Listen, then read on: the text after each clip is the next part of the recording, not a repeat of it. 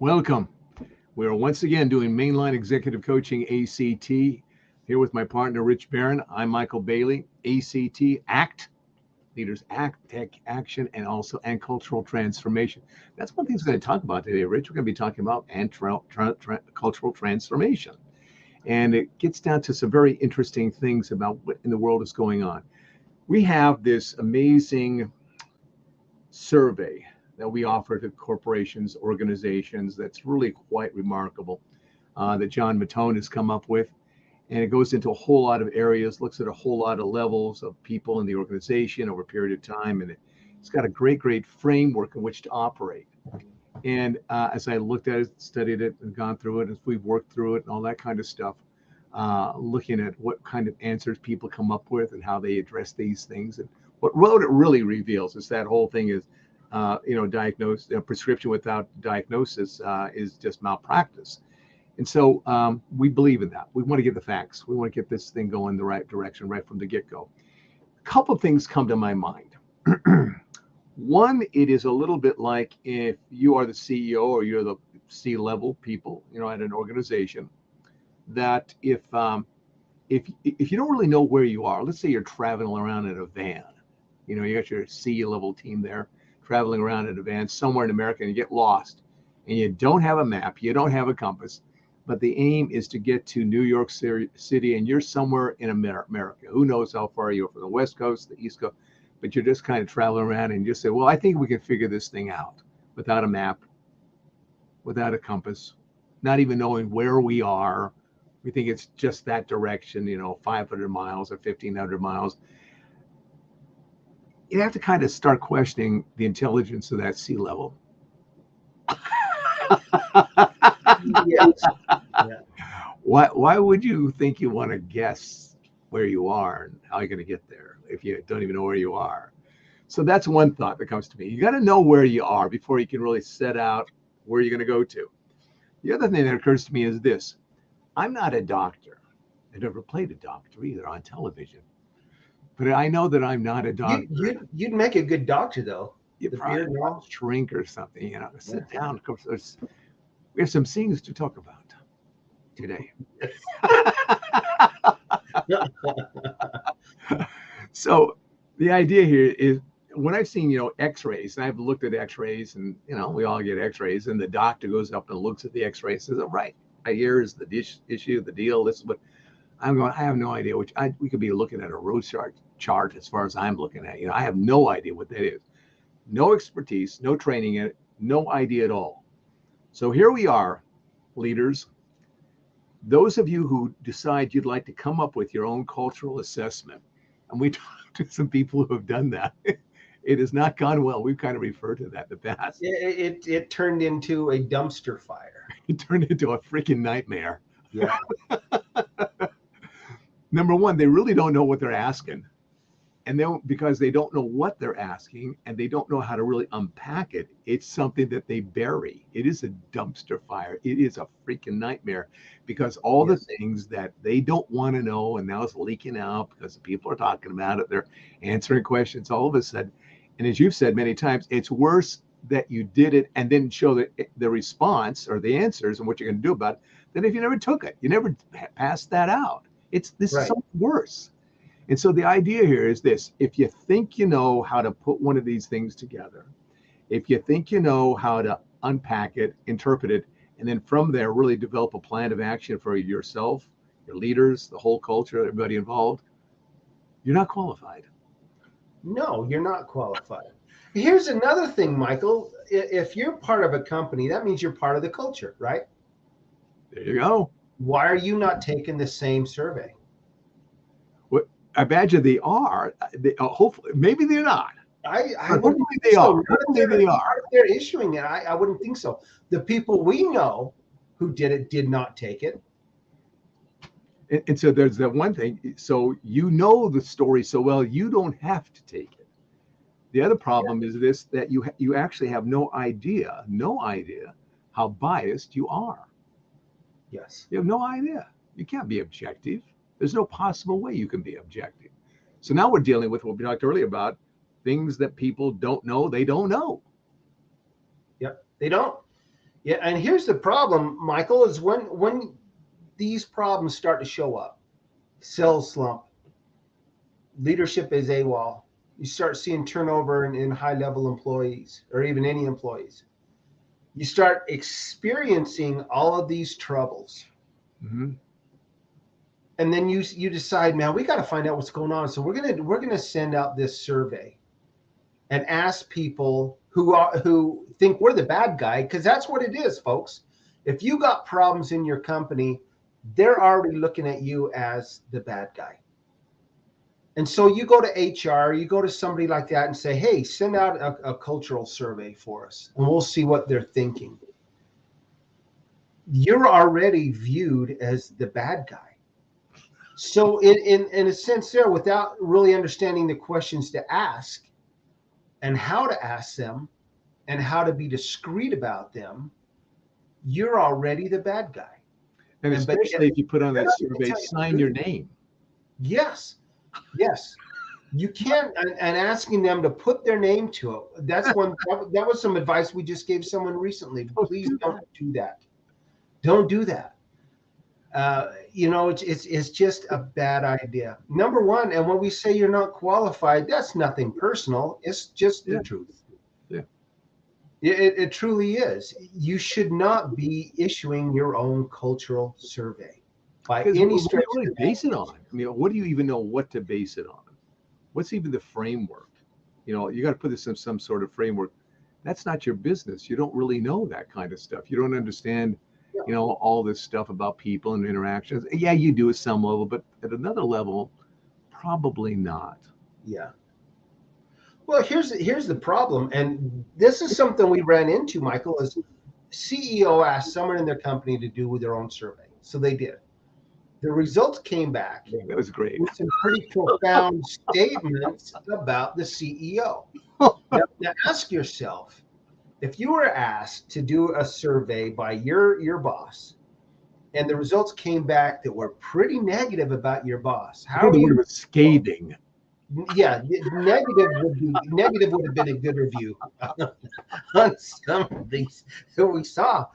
But the thing is are you going to be able to go sit down to the person you answer to, the person who signs your paycheck, and tell them they suck? Well, here's the interesting thing. I mean, that's the truth. That's the hard truth. The group that did it had a lot of guts. And they asked the hard questions. They asked the hard questions, and they gave them hard answers.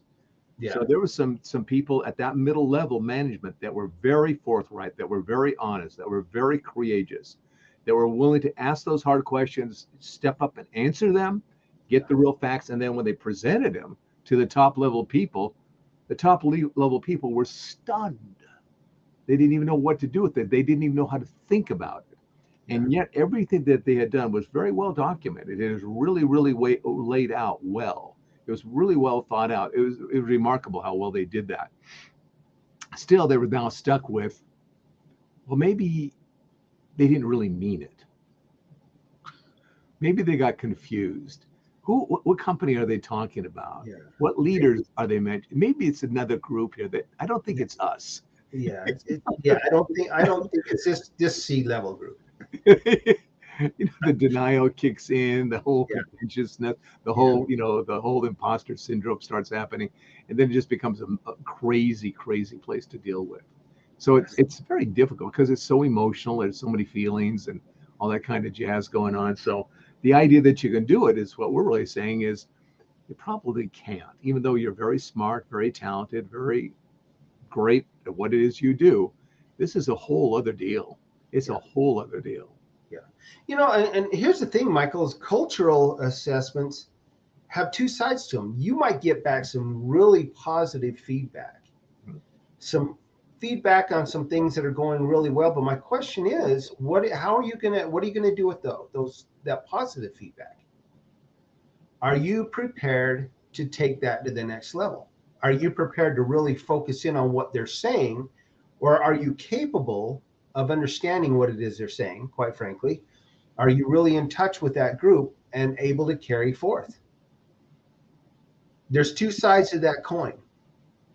Yeah, because there will be things in it there that you're kind of expecting to get a good report on. Then there'll probably be some things that you weren't expecting. You didn't think that would even Right. that would get get a good report on. Then there's the middle of the road kind of things. Then there's also the things that are not working for you, the gaps, the derailers, and what do you really do about that? Because the gaps and the derailers are always been the things that you avoided. You talked yourself around or danced yourself around. You just have not wanted to get into the thick of that because that's where the confusion is. It's a lot of confusion in that kind of mix up. And so what we want to do oftentimes is start being very protective, very selective about what we look at and what we talk about, and kind of avoiding or Yeah. evading other areas that might be a little bit too touchy or a little bit too sensitive or tender, not realizing that everything great about you as an organization has gotten you to where you are. Yes. Everything that's not so great keeps you there. In fact, some of the stuff not only Yes. keeps you at that level, it starts dragging you backwards. And so, unless you've got the guts and the courage to be able to look at it honestly and have some people help you to interpret what does it mean and how does it fit in with the whole ball of wax here, it can be really, really ego bruising and upsetting. And all of a sudden, people are whining and complaining and blaming and all sorts of crazy other stuff, rather than just looking at it critically and say, all right, here's the mess. What's the plan? What are we going to do? What's the plan? Yep. And that's a good. You come to a good point there, Maikel. And so, where is the beginning? Where should the beginning of doing one of these be? Is it just getting ready to say, all right, let's put together a survey on SurveyMonkey, and we're going to send it out to everybody's emails, and get those results back, and we'll see what they say? Or should we honestly take the time as a senior leadership group and prepare ourselves for what might be coming? Yeah, And that's what are we prepared to do if these answers come? well. Interestingly enough, your son plays college ball now, and he did not get there just because he picked up a mitt and a ball, a couple of weeks ago or even a couple of years ago. Yeah. It's been a long road for him to get there. So the idea here is that what have you been doing as leaders and as an organization to prepare yourself for some real strides, lengthening your strides, stretching yourself, really, really growing? And lots of times, a lot of organizations, believe it or not, have not done a whole lot. They've been just kind of going along with their kind of natural talents or whatever they've been doing. When you get into real cultural change and real leadership development, executive coaching stuff, it's hard to express how difficult it can be. And we talked about this early on. It is hard, it is difficult, it is challenging. When you look at it at the time, some of the questions that we ask, some of the things that we get you to start doing, some of the exercises, processes, they can be some of those tough things that you've ever done. And at the time, it can be like scary, it can be upsetting, it can be unnerving. There's a lot of things that we ask you to do, but that's the point. All the scary, all the unnerving, all the frustrating, all the stuff that kind of punches your anger buttons, that's because we're asking you to move outside your comfort zone. Yeah. And your comfort zone keeps you nice and safe, right? No matter how many, how Yeah, we don't have to sweat or anything. We don't have to do anything. and you may be working really hard as a leader, and the problem may be, or the challenge may be that you're working sometimes in doing good stuff, and other times you're doing things that hold you back. It's what we call the cap or the lid on that. And that stuff, you just don't get to that stuff easily. It is a process of getting you there. It's not that we can't go there. I'm telling you, we can go there real fast. We can go there and make your head spin. It's the process of getting you there. It's the process to see it, to understand it, to see the importance of what it is and your ability to communicate or to plan or to create a vision or whatever those things are that you're not so great at, because our egos kind of want to protect us and hold us close and don't ask too much of me. Don't go there. Whatever you do, don't go there. And but that's where all the growth is. And so it can be hard. And I've got great admiration for a lot of the leaders that we've worked with, and they're great leaders, great people. And I'm telling you, and yet, some of the finest leaders that we've dealt with the work they have to do to become even better. You talked about the strength, then the what stuff that's not so great. It is hard. And it shakes them. But It does. it's only by the shaking of the tree that you get the best fruit. You got to shake the tree. You got to prune it. You know, you got to get it so that it's focused on the best things, the best time, the best energy, the best outcomes. Sometimes there's just times that are being wasted. So that's the hard thing about it. So I think sometimes leaders think, oh, there's no big deal. I got it handled. I got it.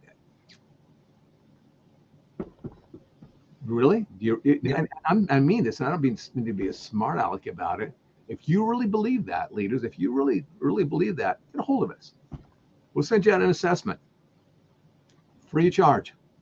Yeah. We'll have you take it. You'll get back a multi-page report on you. Maybe you've probably taken some of these before. This will be a little bit different. I'm going to tell you, different because the way it's designed. It's going to show, primary kind of motivations about you and what it says, and we can unpack that thing again, no charge.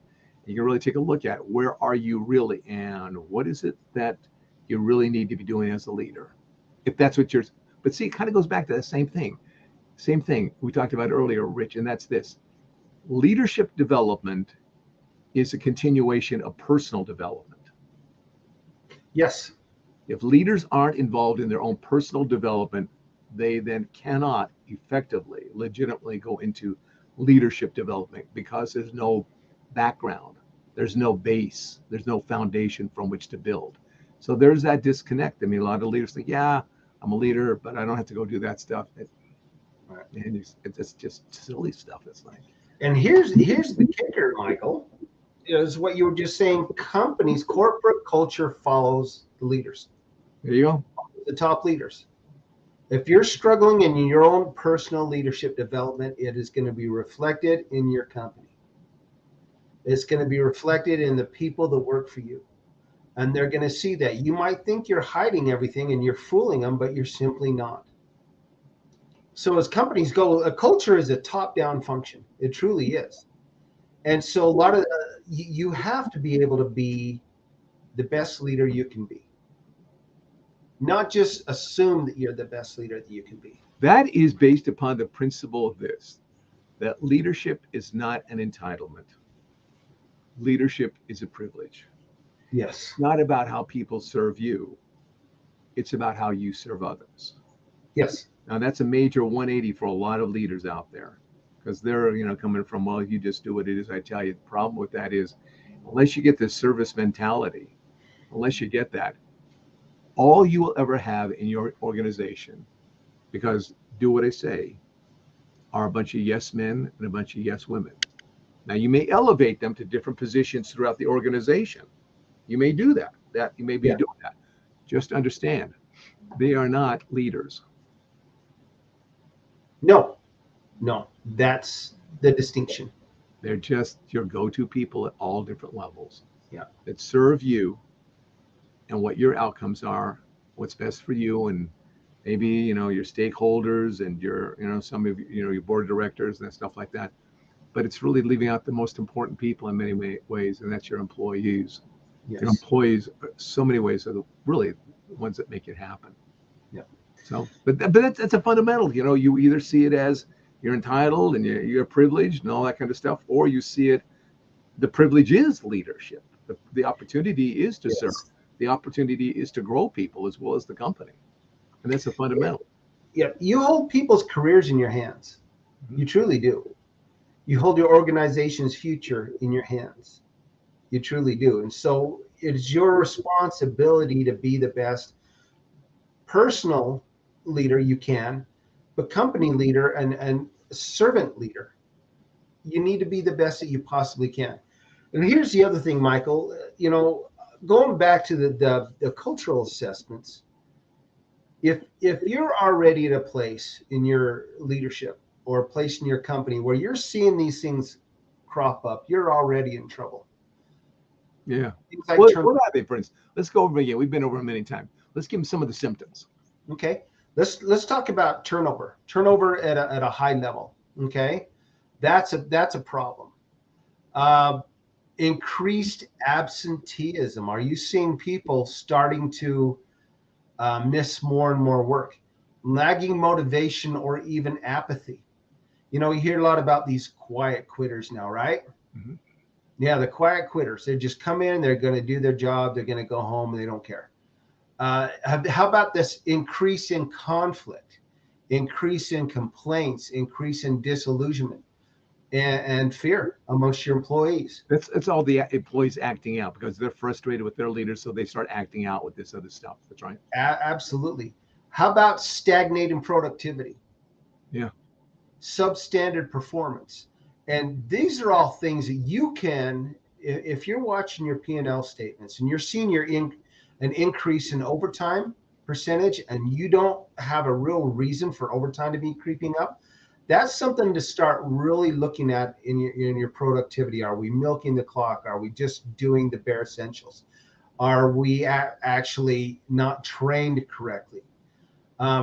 Here's the other thing: lack of cohesion and camaraderie. How about silos?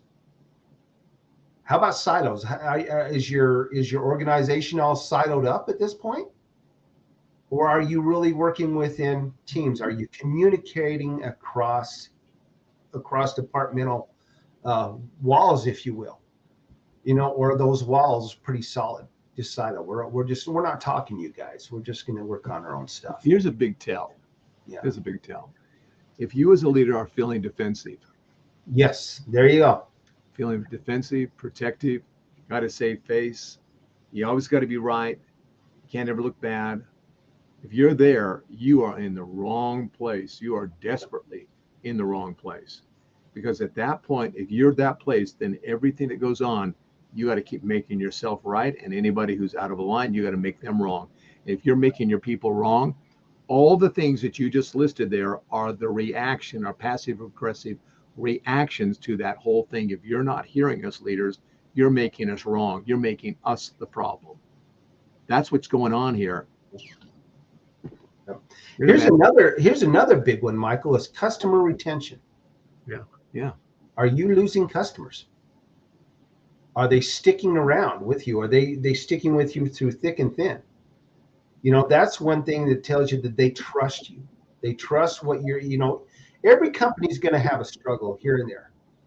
But what your customers do in the meantime, are they going to stay with you through those tough times? Because they trust who you are, that you're going to be able to come out on the other end? Or is it just a bad experience? You know, these guys have never come through with anything they say they're going to do. I'm constantly short ship, name it. And we understand that you get scared, leaders. We do. We understand Oh, yeah. it can be scary, it can be difficult, it can be hard, it can be more challenging than you ever thought it can be. And yet, there's a balance between optimism and realism. You got to see what's really going on. You got to really understand it. Where are you on the map on your way to New York? Where really are you? Not what you think you are, just me, oh, we're going to make it.